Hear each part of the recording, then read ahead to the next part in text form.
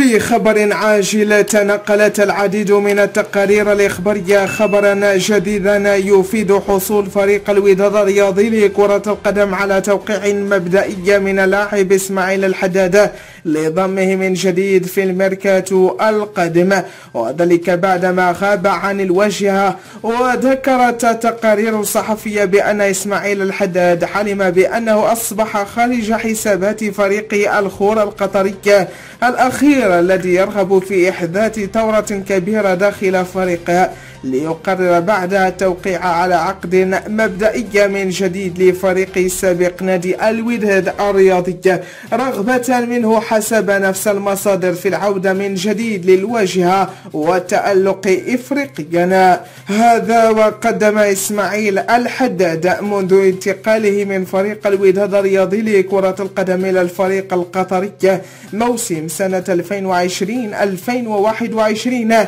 أداء متفاوتا، حيث استطاع بذلك تسجيل 3 أهداف فقط مع صنعه ل4 أخرى. فما هو رأيكم في عودة إسماعيل الحداد متابعين الكرام؟